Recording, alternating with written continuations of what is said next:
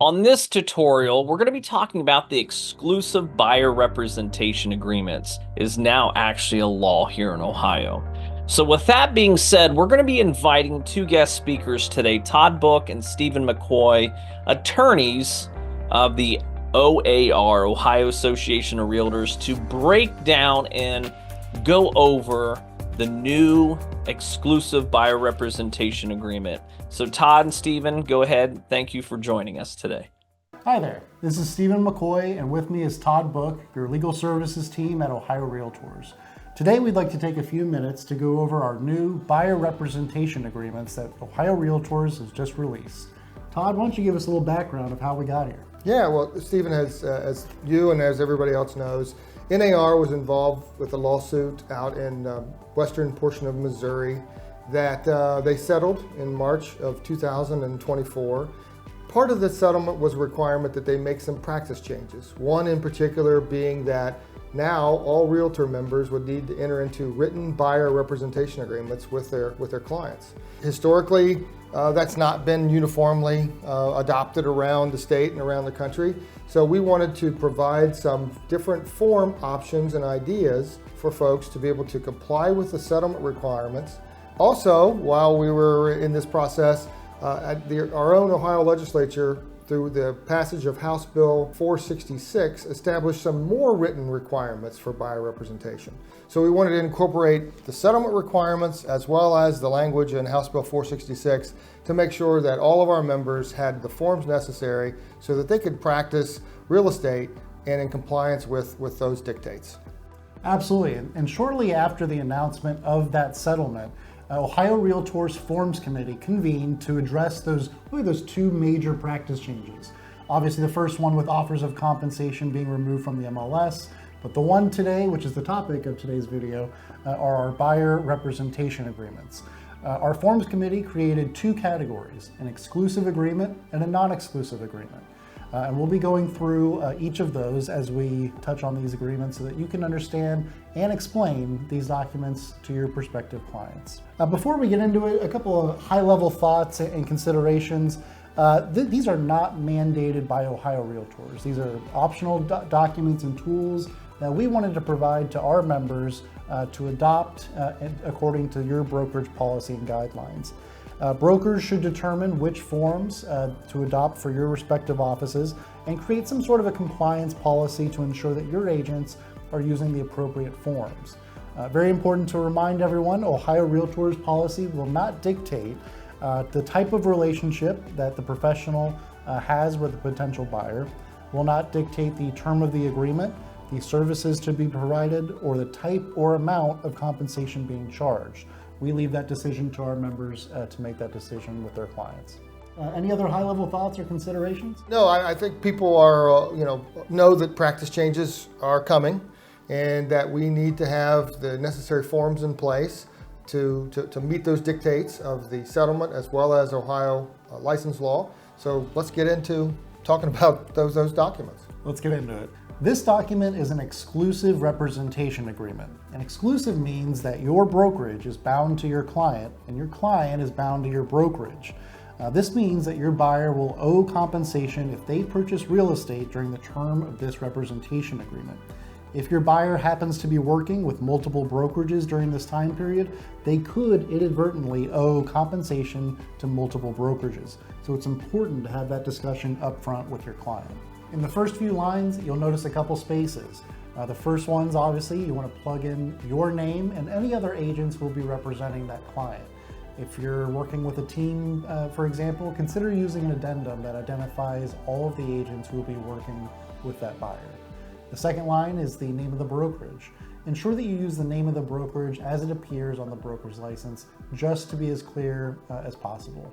The first two paragraphs of the exclusive form deal with the purpose and the term. The purpose of the agreement is to establish an exclusive agency relationship between the buyer and the brokerage.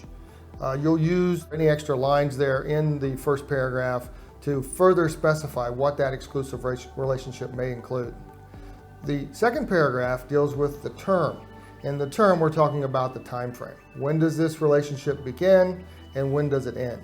It's very important that you are very specific in making sure that you explain to the client that during this period of time you will have an exclusive relationship with them and you will represent them in their efforts to purchase or lease a home. The next paragraph is paragraph 3. This sets forth the duties and services of your brokerage to your client. This is an upfront, plain statement about what your fiduciary duties are to your clients. These duties cannot be waived, and they serve as an important reminder as to your value to your client. Moving on, the next paragraph deals with contemporaneous offers that are legal in Ohio, so long as the client is informed that you may be working with other buyers that are also interested in the same properties. The paragraph outlines the requirements for this type of a situation. It also lets the client know that you may be engaged in working with other buyers. So something that you need to look over, talk with your client about so that they are aware that you may also be working with other buyers on the same piece of property. And if you happen to run into contemporaneous offers out in the field, feel free to use our sample contemporaneous offers notice located in our forms library. This next paragraph, paragraph 5, talks about the topic of dual agency. So this does address two different scenarios. The first is if your buyer makes an offer on any of your listings of your own brokerage. We address the possibility that managers or your brokers could be dual agents in those circumstances. And there's also a separate field for a consent. Essentially, you're asking your buyer if they would provide consent for you to represent the other party in that transaction. Typically, that's a for sale by owner, and you're getting into a dual agency type situation. Obviously, you want to check your brokerage policy. A great place to check that is the Consumer Guide to Agency Policy. That's located in your brokerage toolkit. So take a look at that. That will address what your brokerage policy is on dual agency and how you handle that conversation with your clients. The next paragraph deals with the duties of the buyer. And it points out that this is an exclusive relationship between the buyer and your brokerage. It also has some warning language in there about the buyer should know that the seller could possibly have audio or video surveillance of the property that they're looking at. It also points out that the buyer cannot take video or pictures themselves of the property without the seller's written consent. You'll notice at the bottom of the paragraph there's some bold language that asks the buyer to initial if they can point out or represent that they have not entered into another relationship with another brokerage regarding the same or similar property. So it's kind of a way for the buyer to acknowledge to you that they've not entered into other relationships that could potentially lead to them paying for several commissions on the same piece of property. The next paragraph is paragraph 7. And this paragraph outlines the methodology and amount that your client will owe to your brokerage for your services. There are many ways to address compensation, and Ohio Realtors does not dictate the type of relationship or compensation terms. Those decisions are solely up to the broker and your clients.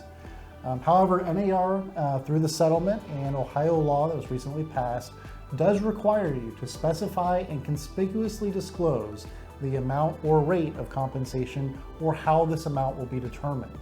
The amount must be objectively ascertainable and not open-ended or a range. And you must ensure that you are using the form approved by your broker. Additional or unique terms can be added to the additional terms section. For the combination compensation where you have a flat fee and a percentage, make sure that you plug in the appropriate number in the appropriate fields. Don't mix those up. Obviously, once your buyer acknowledges that fact, make sure they initial next to that line. Stephen, in that one, do you think people should just use numbers or like write out the number? Is there a preference for that one? Just from a drafting perspective, I always recommend you use the numerals, the numbers, the actual numbers in place, instead of spelling it out. It's just rife with potential mistakes. Farther down in paragraph 7, for compensation, we do have additional language which does allow you to seek compensation from third parties. Very important that you go over what this means for your buyer. As compensation is not always guaranteed, your buyer needs to understand that if they are unable to obtain offers of compensation, that ultimately your buyer will pay your brokerage the compensation set forth in your agreement. And also, there's some important language that you should go over with your buyers, that if they are entered into agreements with other brokerages, they could inadvertently owe compensation to more than one brokerage. So an important paragraph and provision to go over with your clients to make sure that they're transparent and they understand the terms of your compensation. And lastly, at the very bottom of paragraph 7 of compensation, there is an option for a non-refundable retainer fee or an engagement fee. This would be an upfront fee paid by your client and retained by the brokerage, and the brokerage will need to determine their policy as to how they hold it and when they distribute it to their agent. Obviously, pretty big paragraph, pretty important paragraph. It's the money paragraph, right? About how you all get paid. So this will be important for you to make the right decision about what models you want to use when it comes to compensation. Paragraph 8 deals with the consent to delegation. It's where the buyer agrees to allow other agents in the brokerage to do work on their behalf. There's also a part of that paragraph that says if they don't want someone else to work with them, they have the ability to veto that option. But we felt like that was important to put the language in so you know that you can delegate to other members or other agents in your brokerage if necessary. Yeah, so this is great for if you go on vacation or you're otherwise unavailable and you need someone to step in within your brokerage to represent your client. The next paragraph is paragraph 9, professional advice and assistance. This is a critical paragraph. This essentially says that your buyer will encounter a lot of different situations where they need expert professional advice. And real estate agents, as experts as they are in real estate transactions, are not experts in the areas of law, surveying, engineering, financing, and so forth, but they actually need to talk with separate and distinct experts. So this is a nice reminder paragraph. Hey, we might encounter an unusual situation where we need an outside expert. This is a recommendation that you seek that advice. Paragraph 10 deals with dispute resolution. Obviously, we hope we never have to use this paragraph. We'd like to make sure that all the deals close, but we also know that we can have disputes with our clients and we need to have some parameters on how those disputes will be resolved. And in this paragraph, we discuss that you have 60 days to try to resolve any problems. If they're not resolved, then they will be sent to binding arbitration. The good thing about arbitration is that we will get a quick resolution. It also saves both parties from extra expense involved in the litigation process. So we think it's a good way to try to limit the expense of all involved and get to a resolution if we have that unfortunate situation where there is a dispute between you and your client. The next paragraph is paragraph 11, property condition and indemnification. So very important paragraph to go over with your clients. That properties may contain defects that could affect the condition of the property, and that you always recommend that they obtain an inspection. So make sure you go over that with your clients to make sure that they're aware that they should obtain an inspection so that they're aware of what they're getting into. Paragraph 12 deals with additional provisions, and it really leaves some blank lines there for you to add any other terms that you think are necessary to better reflect the agreement between you and your client. Is there additional disclosures, conditions, or forms or amendments that need to be added to the document? That's your place for them. Paragraph 13 just reiterates that this is the entire agreement between the parties. We're dealing with a legal document here, and we want to specify that the four corners of this document represents the agreement between yourself and your client. So very important, any verbal discussions, verbal agreements, make sure you memorialize those in writing. That's a great paragraph to do that in. The next paragraph is paragraph 14. That's your fair housing statement, which is required by Ohio license law, so make sure that that's included. And of course, paragraph 15 talks about the all-important topic of wire fraud. Turns out there are scammers out there, and they are rampant. So make sure that you go over those two provisions with your clients, particularly on the wire fraud, because billions of dollars are lost every year. Certainly make sure you go over that with your clients. We finish out the document with the necessary signature lines. Obviously, it'll need to be signed by the buyer and the broker to memorialize and to finalize the agreement between the parties. You'll also notice at the bottom of the page, there's a place for an amendment. If somewhere along the way you find out that you need to amend this document in some way, we went ahead and pre-printed some language for you to make that necessary amendments if things would change during the process. So we're trying to make a nice all-inclusive form here for you that covers from soup to nuts and hopefully gets you in a situation where your buyer can buy the home that they want, you can take care of them, and be compensated for your work. We hope you enjoy this exclusive representation agreement. If you have any questions about it, feel free to reach out to your managers or brokers and have them contact us on the Legal Assistance Hotline.